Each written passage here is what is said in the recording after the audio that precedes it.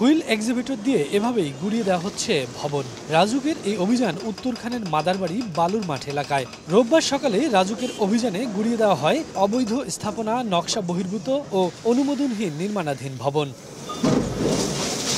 ভবন মালিকরাও অকপটে স্বীকার করলেন অনুমতি ছাড়াই ভবন নির্মাণ করছেন তারা। দোকান মার্কেট হয়েছিল, এটা টিন ছিল, ওইটার টিন খুললে ছাদ দিতেছে, এটা মার্কেট ছিল। অনুমতি দিতে হয় জানি, তখন রাজুকের কাছে দেয় নাই। ওই যে রাজুকতে যে রাস্তা জায়গা ছাড়ানো লাগে, এই জন্য টেম্পোরারি বিল্ডিং। নির্বাহী ম্যাজিস্ট্রেট জানান, এসব নিয়ম বহির্ভূত স্থাপনার বিষয়ে আগেও নোটিশ দেওয়া হয়েছে, তাতে কোনো কাজ হয়নি, তাই ভেঙে দেওয়া হচ্ছে। এছাড়া গেল সরকারের সময় এসব অভিযানে রাজনৈতিক নেতাদের বাধা থাকলেও এখন নির্বিঘ্নে অভিযান পরিচালনা করা সম্ভব হচ্ছে বলেও জানান তিনি। এটি আমাদের আগে নজরে পড়ে নেই, বিষয়টা এমন না, আমাদের নজরে আগেও এসেছে। আমরা তাদেরকে সেভারেল টাইম নিষেধ করেছি, নোটিশ করেছি, বাট তারা সেটি আমলে নেয়নি।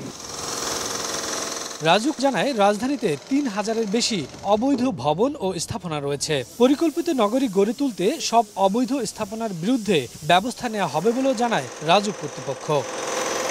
শফিকুজ্জামান রুবেল, সময় সংবাদ, ঢাকা।